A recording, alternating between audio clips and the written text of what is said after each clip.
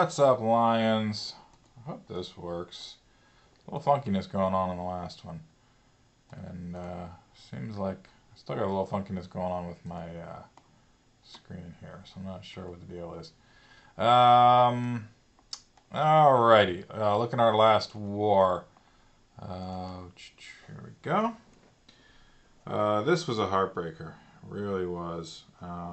We lost by 2, and we lost on participation. We had a couple people get sick, not show up at the last minute, and just barely lost. So this is a tough one, but we move on to the next one. Some good stuff to show from this one. Shout out to JR, who had a great war. 2 3-star attacks. Also some lucky attacks from JR, and he knows what I'm talking about. I'm going to show you one of those, and also going to show you one of Frodo's attacks. And that's it. I'm not going to actually show anything on us, because this opponent was honestly not very impressive. I don't mind, Jason here getting 3-starred by a Town Hall 10. That's going to happen. I think a lot of these were higher ups 3-starring our lower downs. So I think all the Town Hall 8s were 3-star, just about all of them were 3-starred by Town Hall 9s. So nothing wrong with that, All things considered, you see the breakdown there. They got 5 more attacks than us. We could have had this war. Hey, it happens, right? So I want to show you JR's first attack here for the Town Hall 8. This was a cleanup attack. It was a cleanup of a 0-star, so it kind of looks like a blind, but it's not. He knew from the previous attack that the Teslas were here, and 2 of them in here, and he knew there was 1 big bomb here. So this meant this base was totally hoggable, which is what he does. What he did not know is where exactly the other 2 big bombs were. It turns out they're over here. It's kind of interesting placement, but it actually causes a little bit of a panic. What you don't know from this replay is that JR got the last building down with 1 second left on the clock. So this was really close to only being a 2-star, but he squeaked it out at the end. I'm actually going to talk through it while I replay it, because this is a solid attack, and he does some really nice things that I want to kind of point out as we go. So starting off with his clan castle pull, what I really like, you may miss this, so he kind of messes up his pull. I can't click on the clan castle right now, but basically the line goes about right here, and what happens is whatever's attacking, or whatever actually has to break through the line, and hogs, when they're attacking, they actually attack from the outside of the building. So the hogs, no matter where they may look in the picture, they're actually standing right here. So those first couple hogs that he drops to try and get the clan castle pull, they miss. They don't make it through right away. But this is what I really like that he did. Right away, he drops his archer for an anchor, so that when the clan castle comes out and the hogs are taken down, they're done taking down the hogs, they start moving right towards the archer, which is great. It just saves time. It saves a couple seconds. Do it then. You're not helping anything by watching the hogs take some swings. So go ahead and drop your anchor and save that second or 2, which wound up being very important for him in this raid.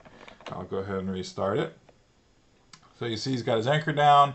Then you see the hogs, they actually are able to take down the cannon, and then 1 jumps over and triggers. And then this I like too. So you see the clan troops coming out, and I know he's counting right now, and he says, wait a second, that's not right. He adds up, he sees a few archers, and 1 balloon comes out, and he goes, you know what, that's not 25 troops, which is how many are in this clan castle. So he goes ahead and drops another hog to pull what's left in the clan castle. And sure enough, out pop a couple wizards. Those wizards will destroy a hog raid. In JR's second attack, 1 level 6 wizard that he just barely missed getting down almost blows up his entire raid. So make sure you get the full pull. He does that. He brings them over, and then he goes ahead and takes out the clan castle troops. I can tell he's been working on his clan kills because this used to be a problem for him, but now he's doing a good job. He's spreading out his troops. He's got some wizards down. He even drops his king to go in there and take out the opponent's wizards. They're down, or he can tell they're down. This is important too. I mean, look, technically all the clan castle troops aren't down yet, but he knows they're gonna go down because he got his king in there. He got wizards. I think he's got a minion there even. He knows that the clan castle's going down. There's no point to waiting anymore.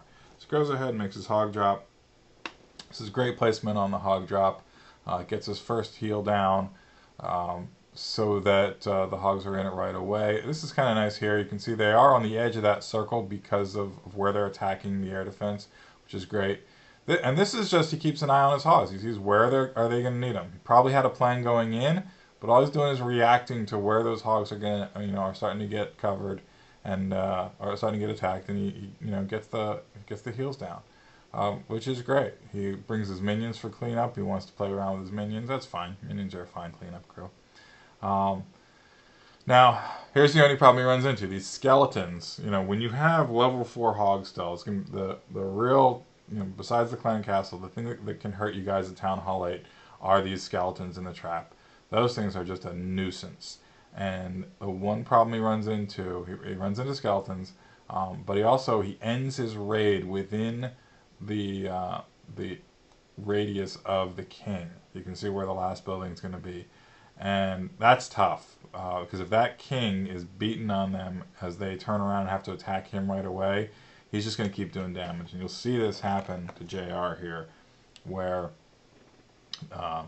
he's got a ton of hogs still right there. And you can see by the time he finishes up, between the skeletons and the king taking down hogs, watch and see how few hogs he has left coming out of this that actually are going to go ahead and do his cleanup. I mean, look at that. That went from like 15, 18 hogs down to like 6. So that's tough. He's still got his minions up, which is good. He's got Archer. He's got the wizard. I think one wizard down here doing cleanup. But this is rough. Again, this is almost in sync with the actual time on the clock. Right around here, I was very concerned that he wasn't going to be able to pull out the 3-star. And you'll see what happens here. He gets either really lucky or really unlucky. I don't know which. These two hogs head out here, and then they split. And each one gets taken out by one of these giant bombs. I don't know if it's lucky or unlucky. It's lucky that they only took out one hog each, because then the rest of the hogs are able to come in here, and they're the ones that actually come down and take out this last building. But then again, if this one wouldn't have been taken out, it probably would have taken out this gold mine. And he would have been done the raid a lot faster. But at the end of the day, he gets the 3-star. It's a good plan. Most importantly, he didn't panic on a few things. On the clan kill, he knew that it wasn't a full pull, so he got the extra hog down. And when those first hogs went in and didn't get the clan castle pull, he didn't freak out and just start sending troops or forget about it or anything else. So really good attack there, JR. Good job on that one. And then Frodo, I want to take a look at Frodo's attack on, I think it's 14, no, where is it? 11, no? I'll get there eventually. 10, there it is, that's right. This was Frodo's first attack. And this was an attack, only one thing went wrong on this attack. And that was Frodo's funnel. He decides to go with a Wego Valk, also known as a Go Weave. Golems, wizards, and Valkyries. He's got his max Valkyries. He wants to play around with them. So what he does is he pulls the clan castle up here, takes that out with the usual 2-1-2, and then he decides to come in from down here and tank the queen, take her out, and then he wants to drop his main force in and have them go right in here and just wreak havoc. Take out the town hall, take out all this stuff, and work their way around. The only thing that goes wrong is his funnel. His funnel isn't quite big enough, and as soon as he starts dropping Valks, they go this way. They go completely off path. Now, with that being said, obviously the thing to take away from this is to make sure that your funnel's big enough, and you'll watch and see what happens to Frodo's. But the other thing about it, there's two things. One is when you're bringing something like Valks, where you're bringing a lot of them, and that's really your main force, go ahead and drop one first, and make sure she goes where you want her to go. If she doesn't, then you gotta wait. You gotta fix your funnel and before you drop the rest. Frodo drops all of them at once. He's excited. I get it. He's just going crazy with them.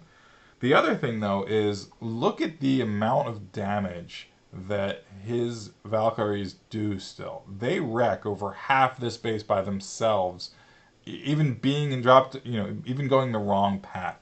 These things can be extremely effective against the right type of base. So let's go ahead and play it. We'll start up here. Yeah, he sends in hogs for the clan castle pull. No delay. Gets that out. Puts the... why is that not shrinking? Oh, there we go. Gets down his 2-1-2 up here. You see his barbs. You can barely see everything else. There's some witches coming in. Wizards. That's all going to go down. So no worries whatsoever. We'll come down here.